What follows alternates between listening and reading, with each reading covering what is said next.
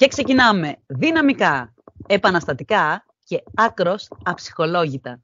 Είμαι η Τσες και σας καλωσορίζω για ακόμα ένα απόγευμα Τετάρτης στο Τσες Stress. Μόνο που σήμερα δεν είμαι μόνη. Σήμερα έχουμε επίτιμο καλεσμένο τον Πουλ. Καλησπέρα Πουλ. Γεια χαρά. Για πες μας, πώς νιώθεις που είσαι εδώ μαζί μας? Ναι, τώρα να σου πω την αλήθεια λίγο awkward, γιατί ξεκίνησες πολύ δυναμικά.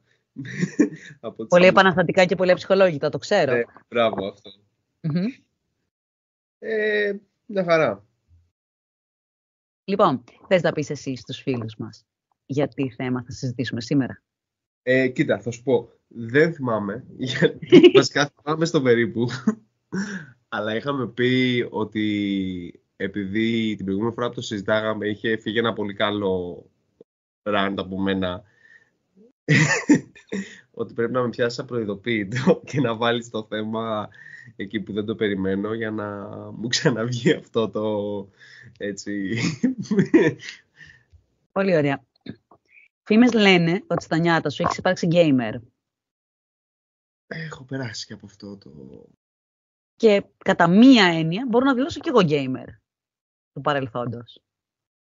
Τέλος πάντων, αυτό άσε να το κρίνει ο καθένας που θα ακούσει και η καθεμία.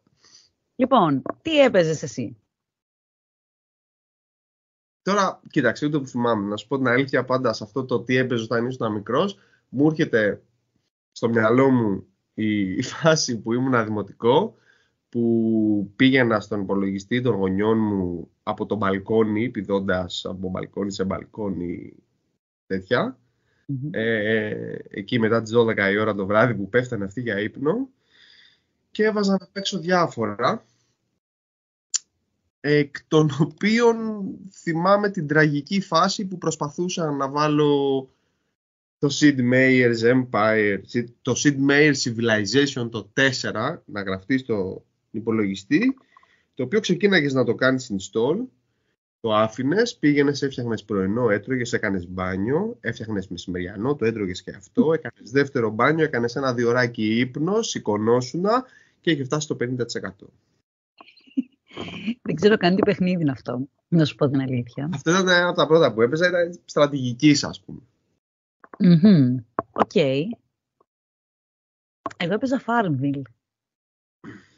Ναι, δεν ξέρω αν θυμάστε... τελείως. Λοιπόν, δεν ξέρω αν θυμάστε λεπτομέρεια ότι έχω δώσει λεφτά στο Farmville. Ναι, όχι. Αυτό δεν θυμόμουν και γι' αυτό είχαμε πει ότι πρέπει να με πιάσεις απροετοίμαστο. Ναι. Εντάξει. Είμαι σίγουρος ότι έχουν κάνει άνθρωποι μεγαλύτερα λάθη από αυτό. Θα προσπαθήσω να το πάρω έτσι χαλαρά. Ωραία. Έχεις δώσει ποτέ λεφτά για παιχνίδι? Κοίτα. Ναι. Πολλά λεφτά. Δεν έχω κάτσει ποτέ να τα υπολογίσω. Δεν θα ήθελα. Βασικά κάποια στιγμή νομίζω ότι είχαμε κάνει ένα έτσι rough estimation που λέμε, ένα προσεγγιστικό πράγμα. Είχε βγει γύρω στα 2-3 χιλιάρικα. Δεν σταμάτησα ποτέ. Δεν σταμάτησα από τότε. Έχω δώσει κι άλλα δηλαδή. Δεν με εκτίμησε αυτό το πράγμα. Αλλά εντάξει, ήταν σε μια περίοδο δεκαετίας τουλάχιστον, ας πούμε, αυτό το πράγμα. Έπαιζα συνδρομητικά παιχνίδια γι' αυτό. Δεν ξέρω αν μπορώ να επεξεργαστώ αυτή την πληροφορία που μόλις έμαθα, γιατί δεν σας ρωτήσει ποτέ για το ποσό. Οπότε τώρα είμαι εγώ η απροετοίμαστη. Και μετά ένιωθα, ξέρω εγώ, άσχημα που έχνα κάτι 10 ευρώ, ξέρω εγώ, max στη Zynga για να παίξω Farmville. Εντάξει, αυτά ήταν μαζί με τον αδελφό μου. Δεν ξέρω αν το κάνει καλύτερο το ήταν οικογενειακό το πρόβλημα. Δεν ξέρω, μπορεί και να μην ήταν 2-3 χιλιάρικα, μπορεί να μου φαίνονταν τότε τόσο πολλά λεφτά. Οκ. Αλλά εντάξει, μπορεί άμα βάλω και τα ίντερνετ καφέ και αυτά, ναι, σίγουρα. Κάτι 12 ώρα, τα σάντουιτς, τα πρωινά στο φούρνο μόλις ανοίγει, που ο φούρναρης σε βλέπει και λέει τι κάνει αυτό σε 6 ώρα το πρωί, ξέρω εγώ, 5:30. Και εσύ λες, όχι, δεν έχω κοιμηθεί, είμαστε απέναντι. Εγώ δεν έχω παίξει καθόλου σε ίντερνετ καφέ, δεν ξέρω πώς είναι αυτό. Δηλαδή σε ίντερνετ καφέ κατέληξα μόνο μια φορά που είχα κλειδωθεί έξω από το σπίτι μου και οι γονείς μου ήταν κάπου στην Κόρινθο. Κοίτα, η αλήθεια είναι ότι θα ήθελα πάρα πολύ να μπει σε ένα ίντερνετ καφέ και να ανοίξει το Farmville. Θα μπορούσα να το έχω κάνει, αλλά έπαιζα στο σπίτι. Το μόνο που μπορώ να πω είναι ότι μπορεί να μην έχω δώσει πολλά λεφτά στο Farmville. Έχω δώσει λίγα όμως, γιατί ξέρεις, τώρα βιαζόμουν να φτιάξω το στάβλο μου, να μπουν τα λογάκια μου μέσα, να μην κρυώνουν. Και το τουβλάκι πήγαινε πολύ αργά και κρυώναν τα λογάκια. Και αυτό. Αλλά αν συμφωνήσουμε ότι ο χρόνος είναι χρήμα, ο χρόνος που έχω δαπανίσει ήταν τραγικός, γιατί είχα βρει μια τρύπα στη Ζίγκα, στην ουσία. Σε ποια? Στη Ζίγκα. Η Ζίγκα είναι η εταιρεία που είχε το Farmville. Α, το έχει και εταιρεία αυτό το πράγμα. Ναι. Σωστά, κάποιος έπρεπε να σας κορυδεύει και να παίρνει τα λεφτά. Που στην ουσία τι έκανες? Αν άνοιγες εκεί που σου έλεγε να στείλεις δωράκι σε κάποιον για την ημέρα, γιατί κάθε μέρα μπορείς να στείλεις σε άλλους δωράκια, και πριν στείλεις το δωράκι, έπαιρνες το link αυτό καθεαυτό και το άνοιγες σε νέα καρτέλα και σε νέα καρτέλα και σε νέα καρτέλα, μπορούσες να στείλεις πολλά δωράκια μέσα στη μέρα. Έτσι κι αλλιώς, χωρίς αυτό, μπορούσες να στείλεις 3 φορές τη μέρα. Οπότε εγώ 3 φορές τη μέρα άνοιγα 11 καρτέλες. Γιατί είχα καταλήξει ότι εκεί ήταν που κολλούσε πλέον, στη 12η.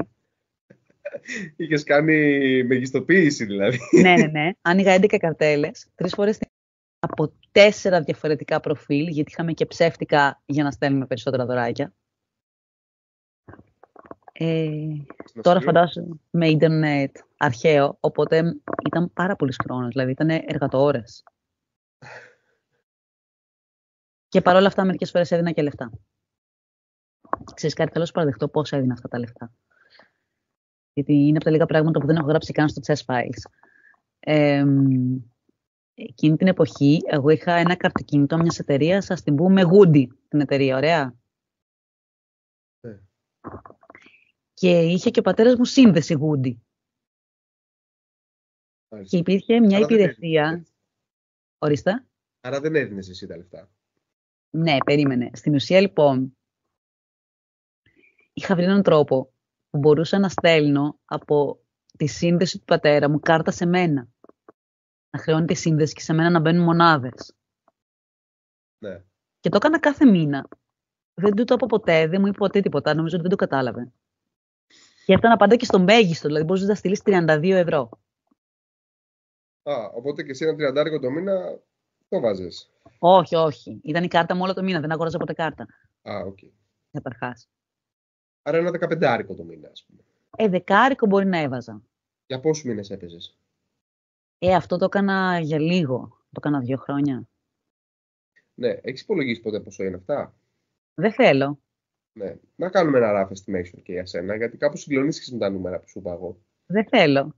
Λοιπόν, αν βάλουμε 15 ευρώ το μήνα για ένα χρόνο, ας πούμε 170 ευρώ. Ναι. Ένα 200 και εσύ 300. Όχι. Εντάξει, εσύ μίλησες για χιλιάρικα. Εντάξει. Εγώ πλήρωνα συνδρομή κάθε μήνα 25 ευρώ. Εγώ πλήρωνα τουβλάκια και βίδες. Επίσης, γενικά εγώ έπαιζα αυτό το πράγμα σε μια εταιρεία την οποία τη χαίρομαι πλέον. Γιατί έχει πάρει τα καλύτερα παιχνίδια και τα έχει καταστρέψει. Ναι. Πλήρωνα κάθε μήνα για να παίζω WoW. Στην αρχή ήταν κάθε δίμηνο, μετά πλέον ήταν κάθε μήνα. Συν του ότι κάθε φορά που έφυγες καινούριο λογαριασμό, έπρεπε να αγοράσεις το παιχνίδι. Γιατί τότε και τα παιχνίδια που σου λέω ότι χρειαζόταν μια ολόκληρη μέρα για να κάνουν install, δεν τα κατεβάζεις από το ίντερνετ, πήγαινες κάπου, έπαιρνες το CD, το έβαζες στον υπολογιστή, το έκανες install, κάπου έπρεπε να βρεις το παιχνίδι.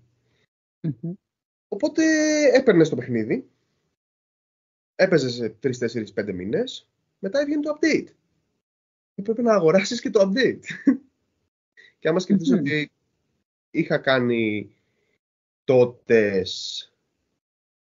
3 λογαριασμούς, μόνο το να αγοράσω το παιχνίδι ήταν κάποια λεφτά. Πώς νιώθεις τώρα για αυτό που έκανες τότε? Μια χαρά. Ήμουνα μικρός, έκανα βλακίες. Όλα τα παιδιά κάνουν βλακίες. Εμένα κράτησε μια γεμάτη δεκαετία. Κάποια στιγμή αποφάσισα ότι δεν μπορώ να κάθομαι κάθε απόγευμα στον υπολογιστή για να παίζω ότι καλό είναι να έχω και λίγο ζωή. Εγώ είχα προσπαθήσει να έχω παράλληλα ζωή. Ήμουνα σε καφετέριο όταν θυμήθηκα ότι θα μου ξερνόντουσαν τα σταφύλια μου και έφυγα τρέχοντας. Για να πάω να φερίσω. Γιατί τα έκανες από τον υπολογιστή, δεν είχαμε τότε τα κινητά. Ναι. Από το κινητό έχεις παίξει? Όχι, δεν έχω παίξει. Πάντα από τον υπολογιστή. Βέβαια θυμάμαι ότι νομίζω ότι πένθησα λίγο μέσα μου όταν έμαθα ότι το Farmville να καταργείται. Δεν υπάρχει πια. Δηλαδή η φάρμα μου και όλος ο κόπος που έχω ρίξει δεν υπάρχει πια. Το κεφάλαιο που επένδυσες εννοείς? Όχι, όχι, δεν υπάρχει αυτό το υπέροχο πράγμα το οποίο είχα φτιάξει. Και άμα σου πω ότι τα λογάκια σου πεθάνανε?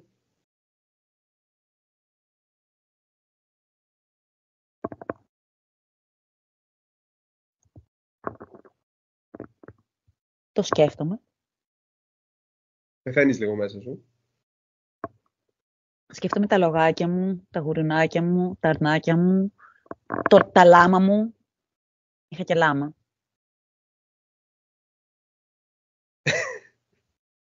Τι άλλο είχα? Σοβαρά τώρα, ποια ήταν η ευχαρίστηση που αντλούσες από το να παίζεις Farmville? Δηλαδή, είσαι η επιτομή του ανθρώπου που κοροϊδεύουμε, που λέει ότι παίζει παιχνίδια και λέει και αυτοί που έχουν παίξει έτσι λίγο πιο complicated, ας πούμε, παιχνίδια, λένε εντάξει, αυτός παίζει Sims.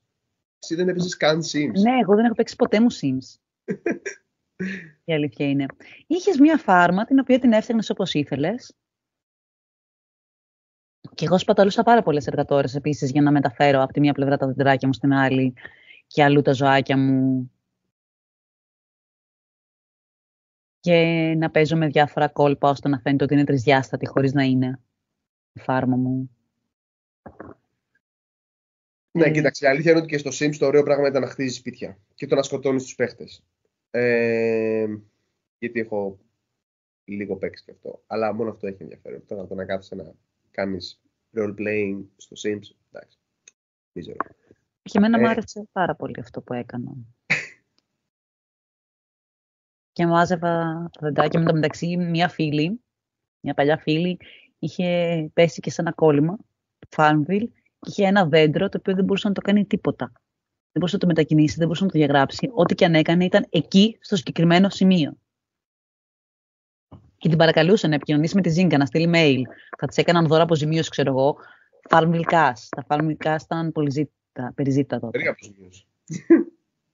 Κοίτα, εγώ δεν θα έδινα για να μου δώσουν cash. Γιατί με αυτά αγόραζες τουβλάκια και τέτοια που εγώ αναγκαζόμουν να δώσω λεφτά για να τα πάρω. Σε την εταιρεία. Ναι. Από τότε είχε ξεκινήσει ο πόλεμος που έχεις με τις εταιρείες? Όχι, όχι, δεν έχω ζητήσει αποζημίωση από τη Zynga ποτέ. Παρακαλούσα τη φίλη μου να με αφήσει να το κάνω, αλλά δεν μ' άφησε. Δεν ξέρω αν θα κέρδιζα κιόλας. Όχι, εντάξει, εγώ έχω περάσει από διάφορα παιχνίδια. MMORPG, απλά RPG,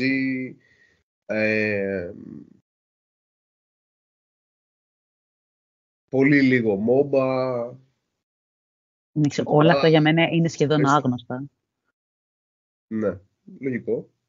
Είναι αυτό που σου είπα στην αρχή, για το ότι δεν έχεις παίξει κάτι Sims. Οπότε είναι αστείο ότι κάνεις ένα επεισόδιο για να πεις ότι έπαιζες παιχνίδια.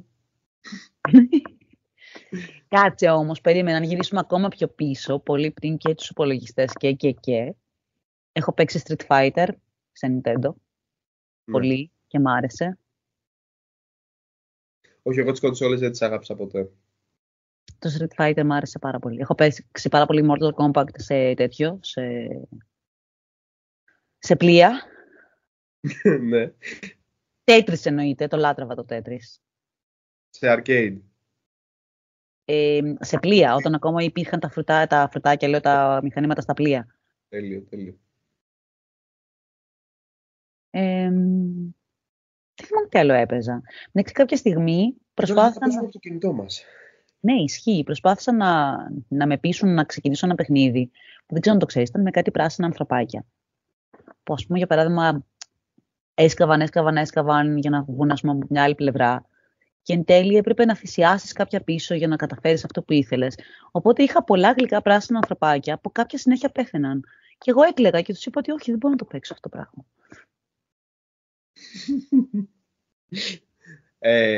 Πολύ αγαπημένο παιχνίδι, Worms 2, νομίζω.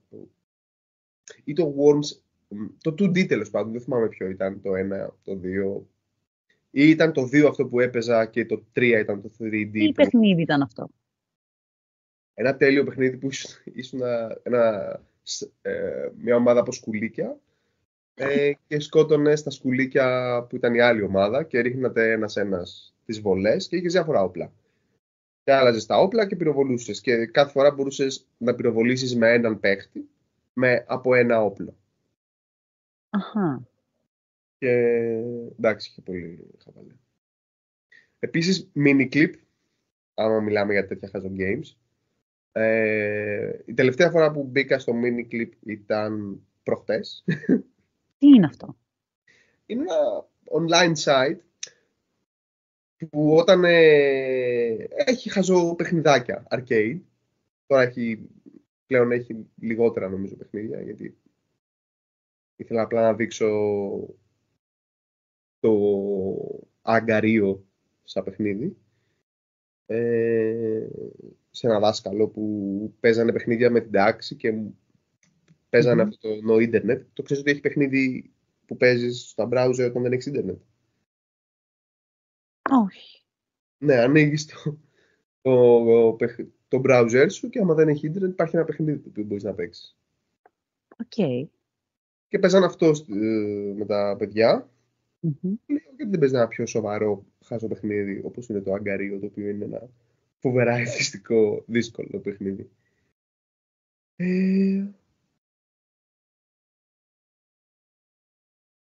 Ικάριαμ, το ξέρεις το Ικάριαμ σίγουρα. Μου το έχουν πει, δεν έχω παίξει όμως, αλλά μου το έχουν πει. Δηλαδή θυμάμαι ότι κάποια εποχή μου λέγανε για αυτό άτομα που δεν ήταν gamers ότι το έπαιζαν. Ναι. Εγώ είχα πετύχει κάποια στιγμή ένα συνάδελφο, δουλεύαμε μαζί τέλος πάντων σε μια τράπεζα, πρακτική τέλος πάντων, ο οποίος ήταν πρωταθλητής στο Ικάριαμ. Και τότε έμαθα ότι υπάρχουν τύπου άνθρωποι οι οποίοι είναι οι top της Ελλάδας και μου φάνηκε λίγο μίζερο, να σου πω την αλήθεια. Όχι, κοίταξε να δεις, εγώ αυτό που παίζω διαρκώς και το παίζω ακόμα και τώρα, το κορυφαίο είναι ότι το παίζω ενώ δεν μου αρέσει. Θα εξηγήσω λίγο. Είναι το τίτσου. Γιατί με πρίζανε όταν ήμουν στη σχολή να μάθω τίτσου. Και όμως είναι φάση αποκλείεται να μάθω αυτή την μπουρδα, αποκλείεται να μάθω αυτή την μπουρδα.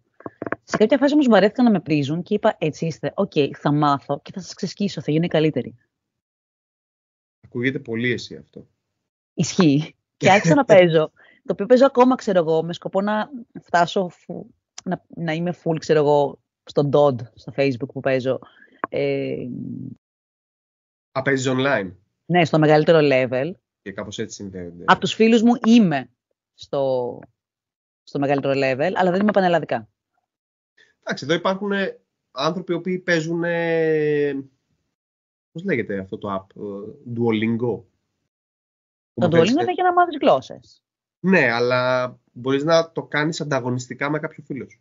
Αλήθεια? Ναι. Μάλιστα, αυτό είναι πάρα πολύ ενδιαφέρον. Και μάλιστα τώρα θα μπορούσαμε να κάνουμε και μια πολύ καλή πάσα. Γιατί θέλω να ρωτήσω εσένα, εάν θέλεις να πούμε όλες τις ιδιότητες που έχουμε από ένας απέναντι στον άλλον. Ας μην τις πούμε όλες, αλλά ας πούμε άλλη μία. Καλά, καταρχάς μέχρι στιγμής δεν έχουμε πει καμία πέρα από το ότι είσαι εδώ. Υπάρχω λοιπόν, αυτή είναι μία ιδιότητά μου. Είμαι εδώ, δεύτερη ιδιότητά μου. Πρέπει να πω και μία τρίτη, Εγώ μπορώ να πω ότι είμαστε φίλοι, συγγενείς εξ αρχιστίας. Θα δίνεις όλα, είπα να μην τις πούμε όλες. Κρύβω μία συνειδητά. Δεν ξέρω ποια είναι αυτή. Ωραία, θα πω εγώ μία ακόμα, ότι είμαι ο πρώτος σου μαθητής.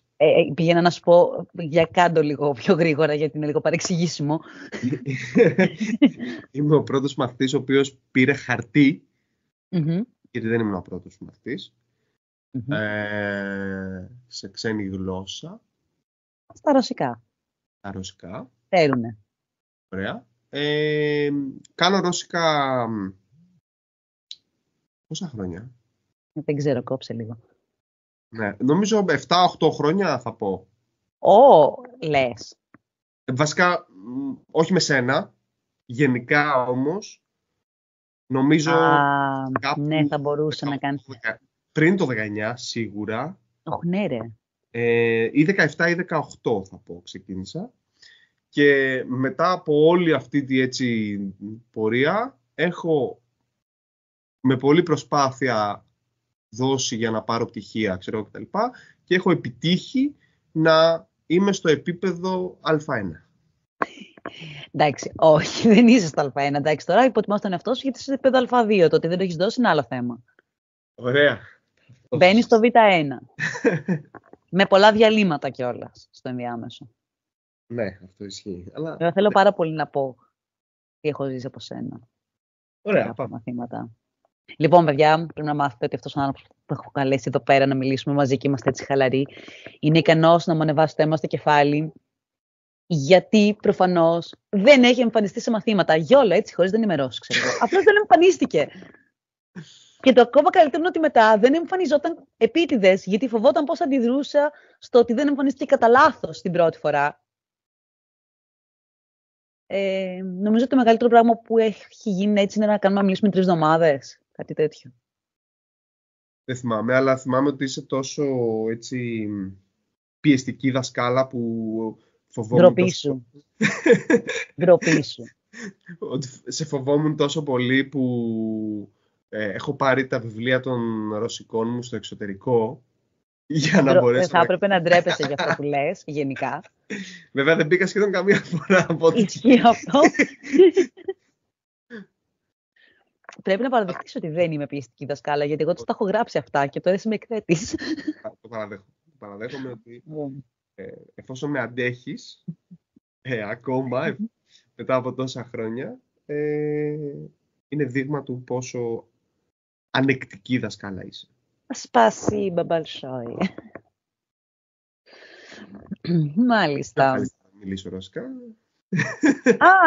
Ναι. Όχι. Είναι εξαιρετική ιδέα. Отличная idea. Отличная idea. Μπορώ να επαναλαμβάνω. Ό,τι και να λέω. Ναι. Κοίταξε, έχω μάθει κάποιες πολύ βασικές ρωσικές λέξεις, οι οποίες δυστυχώς δεν ενδείκνυνται για να υποθούν. Ναι, ειδικά το podcast θα ανεβαίνει πριν τις 12, οπότε θα μας κόψετε σουρού. Αλλά πάντα σε όσους μου λένε ότι ξέρουν αυτές τις λέξεις, λέω ότι ξέρουν τα χρήσιμα ρωσικά. Ναι, σου το είχα πει ότι τις προάλλες ήμουνα σε ένα λεωφορείο που ήταν 2 Ρωσίδες κοπέλες. Πήγαινε ρε φίλε γόνα, δηλαδή το στόμα τους. Θα μου πεις, μου το έχεις πει την ημέρα που στο είπα αυτό. Ότι, δεν σου έλεγα και ρε φίλε, χρησιμοποιούσα μια άλλη λέξη, την οποία είχα πει 4 φορές στην πρόταση που σου έλεγα πόσο βρίζουμε. Εξαιρετικό. Νομίζω ότι αναφέρεσαι σε μια ελληνική λέξη που ξεκινάει από μη και τελειώνει σε α. Πρέπει να σου πω ότι μια φίλη Ρωσίδα μου έλεγε ότι όταν πηγαίνουν groups τουριστών στη Μόσχα, για παράδειγμα, δεν μπορούν να ξεχωρίσουν τους Έλληνες από τους Ισπανούς. Με τίποτα. Είτε ακούν Ισπανικά είτε ελληνικά, τους είναι το ίδιο στα αυτιά των Ρώσων. Οπότε λέει ότι σε αυτή την περίπτωση καθόμαστε, περιμένουμε 2-3 λεπτά και μόλις ακούσουμε τη συγκεκριμένη βριτσιά, λέμε «ΟΚ, είναι Έλληνες». Αν δεν τα ακούσουμε, είναι Ισπανοί. Ναι, όχι. Τα διεθνή ελληνικά ξεκινάνε σίγουρα με αυτή τη λέξη. Όπως όλοι μας ξέρουμε 2 τουλάχιστον ρωσικές λέξεις, όλος ο κόσμος ξέρει τουλάχιστον 1 ελληνική λέξη. Ισχύει, και να σου πω κάτι. Δεν ξέρω κατά πόσο απαγορεύεται να αναπαράγουμε ρώσικες βρισιές. Ποιος θα τις καταλάβει για να μας κόψει? Εντάξει, μην πεις ότι είναι βρισιές, ρε παιδί μου, η λέξη που λες. Το χαρασό, ας πούμε, είναι μια ωραία λέξη. Τώρα, είναι Που βρισιά. τι σημαίνει? Δεν θα το πούμε γιατί μπορεί να είναι και βρισιά. Αλλά θα το Α, αφήσουμε να εννοείται ότι, εντάξει, δεν ξέρουμε. Το σπασίμπα, ας πούμε, το ντάγκα σπαζά, δεν ξέρουμε τι σημαίνει. Φαντάζεσαι να μην έλεγε ντάγκα σπαζά. Μα βασικά στους 2 ξένους έχει παιχτεί η ρώσικη βρισιά. Αλλά στους 2 ξένους παίζονταν και ελληνικές βρισιές, ξέρω εγώ. Ήταν πολύ πριν μπουν κόφτες. Το μόνο που βλέπαμε ήταν ουίσκι, τσιγάρα, ξύλο και βρισιές. Και πορνεία. Και του ελληνικού κινηματογράφου. Ευτυχώς δεν ήταν κινηματογράφος και ήταν απλώς μια καθημερινή σειρά. Απλώς μια καθημερινή σειρά. Που έπαιζε μεσημέρι, ξέρω εγώ, την ώρα που σχολούσαν τα παιδάκια από το σχολείο. Εντάξει, έχουμε παράξει πολιτισμό σε αυτή τη χώρα. Τι να κάνουμε. Ναι, εννοείται αυτό. Αυτό που δεν έχουμε παράξει σε αυτή τη χώρα, γυρίζοντας και κάνοντας κύκλο, είναι games. Αυτή τη στιγμή υπάρχουν διάφοροι έτσι wannabe-δες που στην πραγματικότητα φτιάχνουν Android games που είναι αστεία. Αλλά υπήρχε μια εταιρεία, δεν θυμάμαι πώς τη λέγανε και δεν θυμάμαι το παιχνίδι το οποίο έφτιαξε. Πρέπει να ήταν πάρα πολύ καλό για να θυμάσαι τόσα πολλά. Το είχα παίξει πάντως. Okay. Και ήταν ένα MMORPG. Τι σου λέω τώρα, Ναι. Το Lineage το ξέρεις, ας πούμε. Ξέρεις κάτι, ξέρω ότι είχα φίλους που έπαιζαν Lineage. Ωραία. Και δεν είχα πρόβλημα, αρκεί να μην προκαλούσαν. Μπράβο. Έχω και εγώ φίλους που παίζουν Lineage και δεν έχω πρόβλημα. Αρκεί να μην προκαλούν. Το WoW το ξέρεις, φαντάζομαι αντίστοιχα. Επίσης ακουστά. Ωραία, αυτά λοιπόν είναι MMORPG, Massive Multiplayer Online Role-Playing Games. Θα μπορούσα να το κάνω και πιο δύσκολο, αλλά οκ. Μαζικά παιχνίδια που παίζεις στο διαδίκτυο, ότι είσαι ένας σφαγέας σε έναν φανταστικό κόσμο, ας πούμε. Αχα. Ναι, είχα παίξει και το Star Wars, το SWTOR. Μεγάλο fail. Εκείνη την περίοδο λοιπόν που βγήκε το Star Wars, βγήκε ένα άλλο game. By the way, το μεγάλο fail του Star Wars παίζει ακόμα, υπάρχει. Αυτό το άλλο game δεν νομίζω ότι υπάρχει. Και γι' αυτό δεν μπορώ να βρω και το όνομά του, ξέρω εγώ κτλ. Υπήρχε όμως μια ελληνική εταιρεία η οποία σε συνεργασία με σουηδική εταιρεία, η οποία προφανώς έβαζε τα λεφτάκια της στην Ελλάδα. Ποιος θα βάλει τα λεφτά εκεί? Προτιμάμε να κάνουμε εισαγωγές με τα καράβια μας, άλλα πράγματα. Και τέλος πάντων είχαν φτιάξει ένα παιχνίδι το οποίο θα φέρνει τα πάνω κάτω, υποτίθεται, στο πώς αντιλαμβανόμαστε τα MMORPG, γιατί φτιάξανε το πρώτο first person multiplayer RPG. Ναι. Counter-Strike. Παιχνίδι. Ωραία. First person είναι ένα παιχνίδι στο οποίο δεν βλέπεις τον εαυτό σου, βλέπεις τα χέρια σου. Το Counter-Strike ήταν αυτό που έβλεπα το όπλο μου μόνο. Μπράβο. Αυτό δεν είναι το Counter-Strike, είναι το first person. Okay. Μπορεί να έχεις παίξει Counter-Strike, Call of Duty. Όχι, Counter-Strike είχα παίξει. Ναι, αυτό τέλος πάντων. Ήταν πολύ κακό το mechanic. Είχα πάρει ένα τόξο κάποια στιγμή και προσπαθούσα να πετύχω. Ρε φίλε, είχες ένα τερατάκι το οποίο ήταν πολύ noob. Δηλαδή, δεν ήταν κάτι σοβαρό, αλλά ήταν ένα τερατάκι το οποίο έπρεπε με πολύ κακά γραφικά να πετύχεις με το βέλος σου το κουτί του για να το σκοτώσεις. Την ίδια στιγμή έπρεπε να τρέχεις γιατί σε βάραγε πολύ πιο εύκολα από ό,τι το βάραγες εσύ. Οπότε ήταν αρκετά δύσκολο, θα πω. Και γενικά αυτό ήταν η λογική του παιχνιδιού. Φτιάξουμε ένα πολύ δύσκολο RPG. Ο κόσμος δεν το αγάπησε, θα πω. Λοιπόν, θα σου πω, εγώ θυμήθηκα άλλα 2 πράγματα που έχω παίξει και πρέπει οπωσδήποτε να τα μοιραστώ μαζί σου, με βάση αυτά που είπες. Και ένα παιχνίδι για το οποίο μου μίλαγαν και είμαι κατά 99,9% σίγουρη ότι εσύ θα ξέρεις. Αλλά σου πω πρώτα αυτά που έχω παίξει εγώ. Λοιπόν, θυμάσαι, αυτό ήταν σε κινητό φαντάσου, από τα πρώτα smartphones όταν βγήκαν. Μια εφαρμογή που είχε ένα γατάκι που έπρεπε να το ταΐζεις, να το πλένεις. Να το... Κάτσε, αυτό ήταν σε κινητό, ήταν αυτό το καμικότσι? Όχι αυτό. Υπήρχε και αυτό.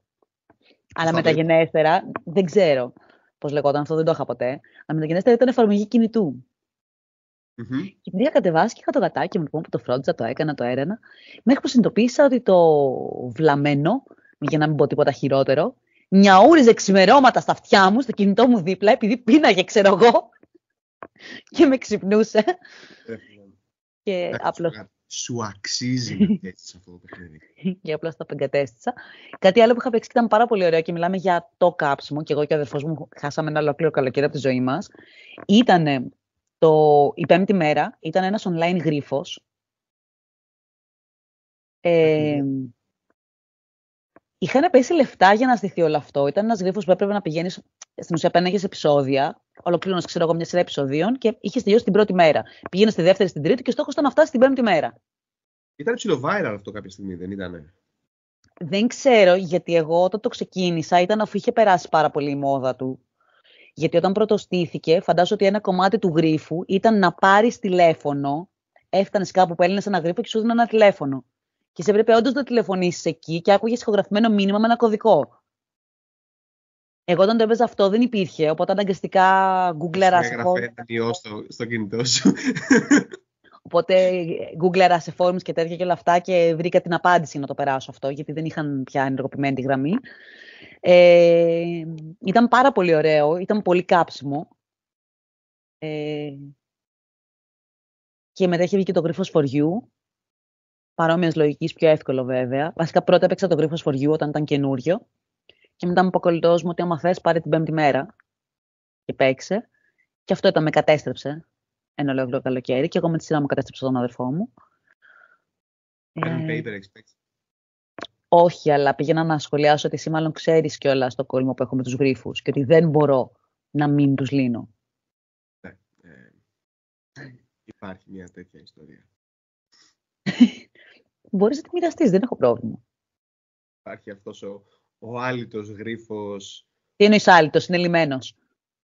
Το αν είναι λυμένος... Ελπίζω ότι είναι λυμένος. Κοίταξε, πρέπει να μείνει μεταξύ μας